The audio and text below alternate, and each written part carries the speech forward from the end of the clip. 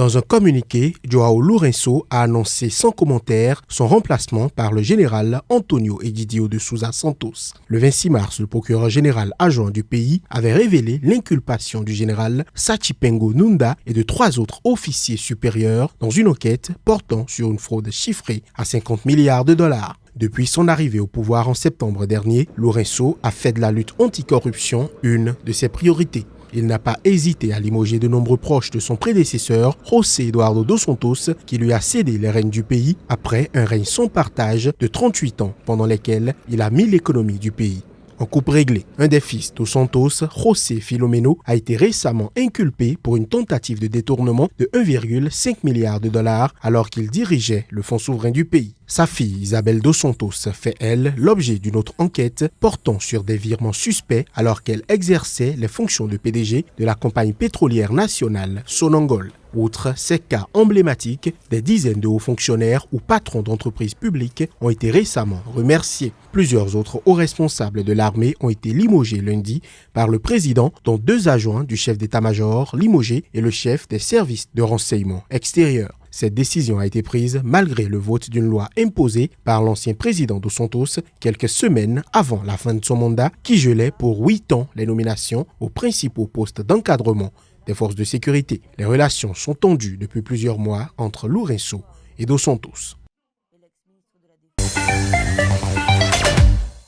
Des partisans de l'opposition malgache ont à nouveau défié ce lundi le président Heri Rajaonarimampianina dans la capitale Antananarivo. Ils étaient des centaines à manifester pour dénoncer la répression meurtrière du rassemblement anti-gouvernemental de samedi dernier qui avait fait 2 morts et 16 blessés selon un bilan provisoire de sources hospitalières.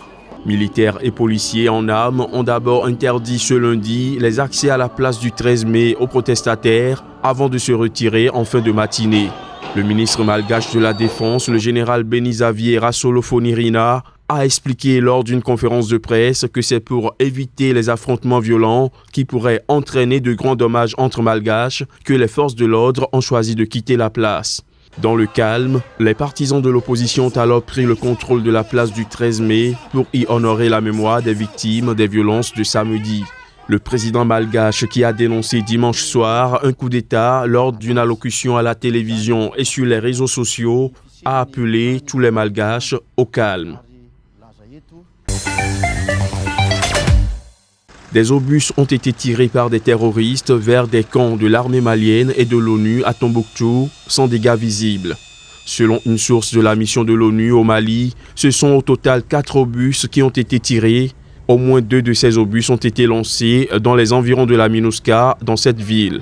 Les tirs d'obus de dimanche à Tombouctou surviennent après l'annonce faite par l'armée malienne selon laquelle elle avait neutralisé vendredi 15 terroristes dans le centre du Mali. Le 14 avril dernier, toujours à Tombouctou, une attaque avait déjà été perpétrée contre le camp de la force française Barkhane et celui de la MINUSCA. Une attaque qui avait coûté la vie à un casque bleu burkinabé et qui avait blessé 7 soldats de l'ONU, 7 militaires français et 2 civils maliens. Elle a été revendiquée vendredi par le groupe de soutien à l'islam et aux musulmans, formé en 2017 et dirigé par le chef islamiste touareg malien, Iag Aggali.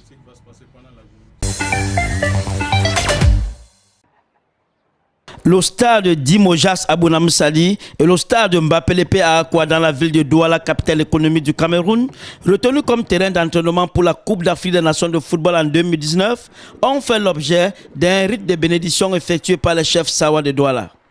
Pendant son allocution, Sa Majesté Madiba Songhé, actuel président du Ngondo, dira que les cœurs ont commencé à battre au rythme de la CAN 2019 et que le peuple Sawa est venu apporter la dimension traditionnelle autour de cet événement. Au moment où un événement comme la CAN se déroule à Douala, il était normal que nous venions ici invoquer nos ancêtres, les appeler à la rescousse pour venir bénir tout ce qui va se passer dès à présent ici à Douala, à commencer par le stade jusqu'au jour de la CAN en 2019. Bénédiction des chantiers, mais aussi du promoteur de l'entreprise chargé de les réaliser. La signification que j'apporte à cette cérémonie est profonde et vient du fond du cœur. Nous sommes d'origine africaine et les Africains, normalement, nous sommes bantous. Et dans la tradition bantoue, les chefs, les aînés, quand ils vous bénissent, ça vous porte bonheur. Les chantiers étaient néanmoins davantage à l'honneur. Seuls 2 sur 4 ont reçu l'onction des chefs Sawa. Pour le gouverneur de la région du littoral, la bénédiction des chefs accompagne non seulement les grandes réalisations voulues par le chef de l'État dans la ville de Douala, mais aussi les lions indomptables qui devront demain garder cette coupe au milieu de nous.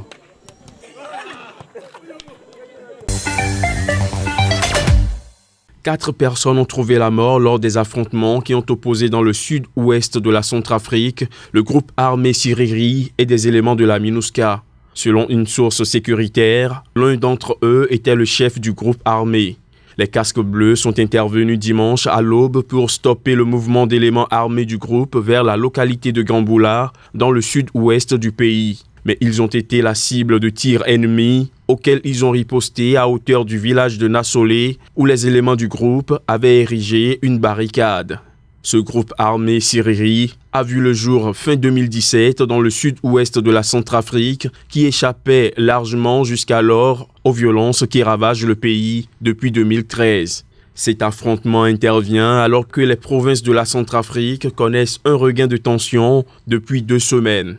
Plusieurs groupes armés de l'Est Séléka se sont réunis à Kagabandoro pour mettre en place une coordination militaire après des violences meurtrières dans le quartier musulman PK5 de la capitale début avril, avec l'option de descendre sur Bangui. Dans le plus grand hôpital de la capitale Harare, les infirmiers étaient de retour au travail lundi et devaient gérer de longues files d'attente de patients. Ils sont retournés au travail alors que leurs revendications n'ont pas été résolues. Le 16 avril dernier, quelques 15 000 infirmiers du secteur public avaient entamé un mouvement social pour réclamer de meilleurs salaires et dénoncer le manque d'équipements et de médicaments. Mais dès le lendemain, le gouvernement soucieux d'éviter que la grève ne se propage à d'autres secteurs avait annoncé leur licenciement, estimant que ce mouvement social était politiquement motivé. Certains ont d'abord dû remplir un formulaire de licenciement avant de signer un formulaire de reprise de leur poste de travail. L'Association des infirmiers du Zimbabwe a déposé un recours en référé pour obtenir l'annulation des licenciements annoncés, mais l'affaire n'a pas encore été entendue par la justice. Cette grève des infirmiers précède un mouvement social de médecins pour lesquels un accord avait été trouvé en vue d'éventuelles augmentations de salaire. Il faut dire que des enseignants zimbabwéens menacent également de cesser le travail. Le salaire minimum, une première en Afrique du Sud, doit entrer en vigueur le 1er mai prochain, 2 mois et demi après l'arrivée au pouvoir de Cyril Ramaphosa, mais elle est déjà massivement contestée.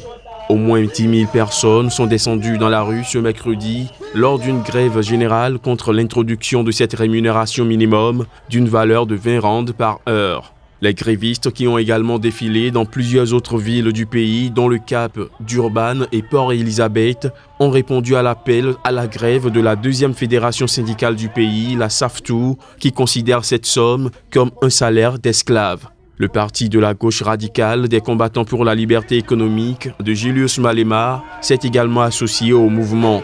En revanche, la plus grande centrale syndicale du pays, la COSATU, alliée du gouvernement, n'a pas appelé à la mobilisation, estimant que près de la moitié des travailleurs, soit 47%, allaient profiter de l'introduction du salaire minimum. Les grévistes protestent également contre l'introduction prochaine de nouvelles lois qui limitent selon eux le droit de grève. Ces manifestations constituent le premier mouvement social d'importance auquel est confronté le président Cyril Ramaphosa.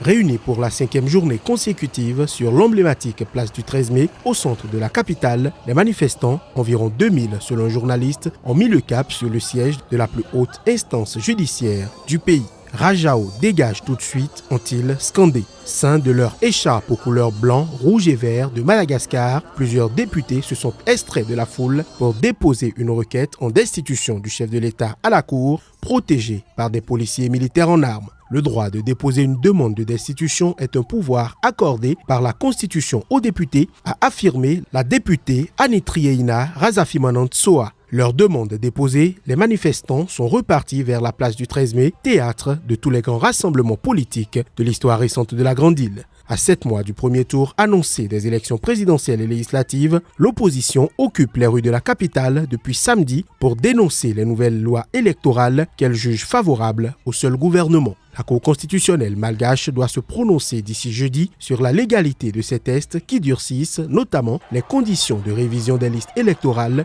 et de candidature à la magistrature suprême. Mardi, l'opposition a nettement durci le ton et exigé la démission du chef de l'État, accusé de vouloir la faire taire. En prévision de la marche de mercredi, le ministère avait toutefois mis en garde contre toute tentative d'entrée forcée dans un endroit stratégique, allusion claire à la Cour constitutionnelle. Aucun incident n'avait été rapporté mercredi en milieu de journée. Élu en 2013, le président Eri n'a pas encore annoncé s'il allait briguer un second mandat cette année.